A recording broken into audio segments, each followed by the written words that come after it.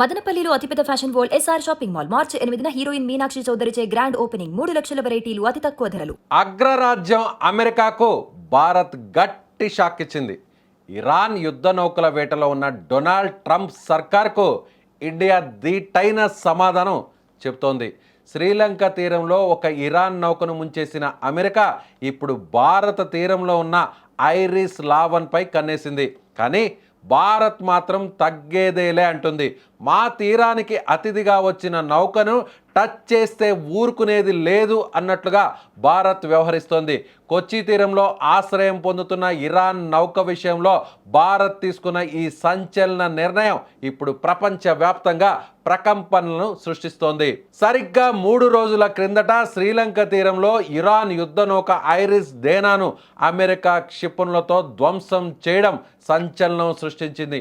ఆ దాడి వెనుక ట్రంప్ సర్కార్ పక్కా వ్యూహం ఉంది. అయితే అదే సమయంలో మరో ఇరాన్ యుద్ధ నౌక ఐరిస్ లావన్ భారత్ తీరానికి చేరుకోవడం ఇప్పుడు చర్చనీయాంశంగా మారిపోయింది. సాంకేతిక కారణాలతో కొచ్చి తీరంలో ఆశ్రయం కోరిన ఇరాన్ నౌకకు భారత్ తలుపులు తెరిచింది. కానీ ఇక్కడే అసలు ట్విస్ట్ మొదలైంది. ఒకవైపు అమెరికా ఇరాన్ నౌకలను వేటాడుతుంటే భారత్ మాత్రం తన తీరంలో ఇరాన్ నౌకకు రక్షణ కల్పించడం ట్రంప్కు మింగుడు పడడం లేదు. అయితే భారత్ మాత్రం చాలా స్పష్టంగా ఉంది. మా సముద్ర జలాల్లోకి మా అనుమతితో వచ్చిన ఏ నౌకపైనైనా దాడి జరిగితే అది భారత సార్వభౌమత్వానికే సవాల్గా భావిస్తామని ఢిల్లీ వర్గాలు స్పష్టం చేస్తున్నాయి. డొనాల్డ్ ట్రంప్ దూకుడుకు అడ్డుకట్ట వేస్తూ భారత్ ఈ నౌకకు అందులోని 183 మంది సిబ్బందికి అభయహస్తం ఇచ్చింది. ఇది కేవలం మానవీయ సాయం మాత్రమే కాదు, భారత్ తన సొంత నిర్ణయాలను ఎవరి ఒత్తిడికి లొంగకుండా తీసుకుంటుందని ప్రపంచానికి చాటి చెప్పింది. ప్రస్తుతం కొచ్చి తీరంలో భారత నౌకాదళం ఐరిస్ లావన్ చుట్టూ భద్రతను కట్టుదిట్టం చేసింది. మిత్ర దేశాల మధ్య యుద్ధం నడుస్తున్నా అతిథి మర్యాదలకు భంగం కలగకుండా భారత్ వ్యవహరిస్తున్న తీరు ఆసక్తిగా మారింది. ట్రంప్ హెచ్చరికలను బేఖాతరు చేస్తూ భారత్ తీసుకున్న ఈ స్టాండ్ ఆసియా రాజకీయాల్లో సరికొత్త మలుపును తిప్పబోతుంది. సముద్రంలో సమరానికి సై అంటున్న ట్రంప్ భారత్ రక్షణ కవచాన్ని దాటి ఇరాన్ నౌకని ఏం చేయగలడు అన్నది ఇప్పుడు $1 మిలియన్ ప్రశ్నగా మారింది.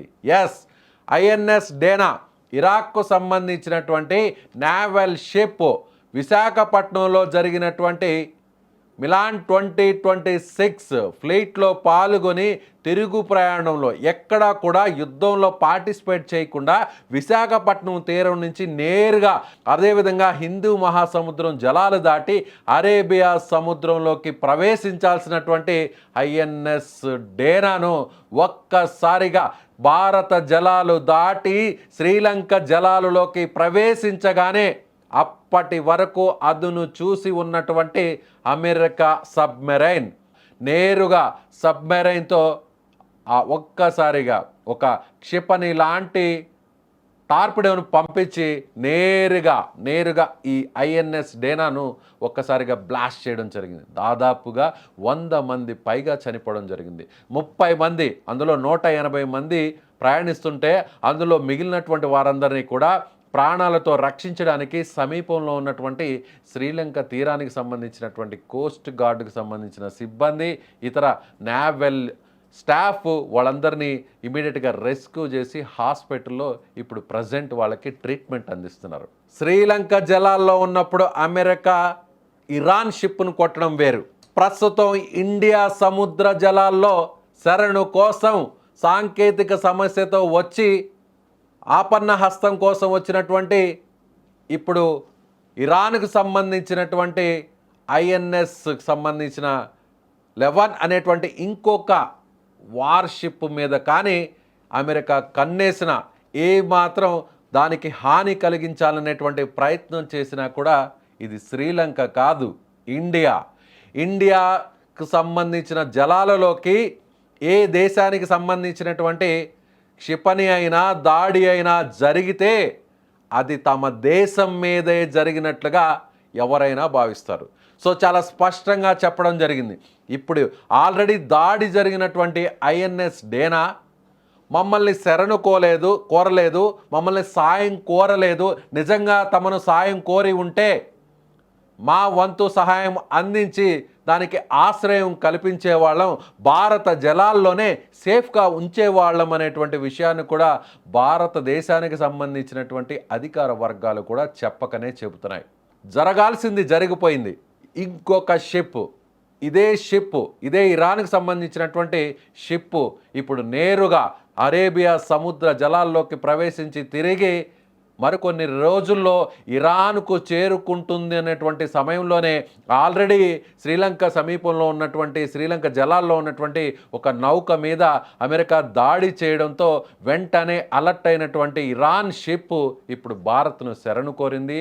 టెక్నికల్గా ప్రాబ్లం వచ్చింది, మా షిప్ ఇమీడియట్గా మీ తీరానికి వస్తాం, మాకు రక్షణ కల్పించండి అని శరణు కోరడంతో ఎస్, ఇరాను ఇజ్రాయిల్ ఈ రెండు దేశాలు మనకి మిత్ర దేశాలు కాబట్టి, యుద్ధానితో తమకు సంబంధం లేదు కాబట్టి తమను శరణు కోరి వచ్చినటువంటి వీరికి ఆశ్రయం కల్పించి ఈ ఇరాన్కి సంబంధించినటువంటి షిప్ చుట్టూ రక్షణ వలయంలా మన naval officers and Coast guards ఇతర సిబ్బంది అంతా కూడా అక్కడ రక్షణ ఇస్తున్నటువంటి పరిస్థితి. శ్రీలంక తీరంలో ఉన్నటువంటి షిప్ మీద దాడి చేయడం కాదు, ఇరాన్ షిప్ మీద దాడి చేయడం కాదు, ఇప్పుడు భారత సముద్ర జలాల్లో సేఫ్గా ఉన్నటువంటి ఈ షిప్ని టచ్ చేస్తే ఇండియా పవర్ ఏంటో చూస్తావు అన్నట్టుగా చెప్పకనే చెప్తోంది ఇండియా పవర్ ఏంటో చెప్పకనే ప్రపంచ దేశాలకు చెప్పింది.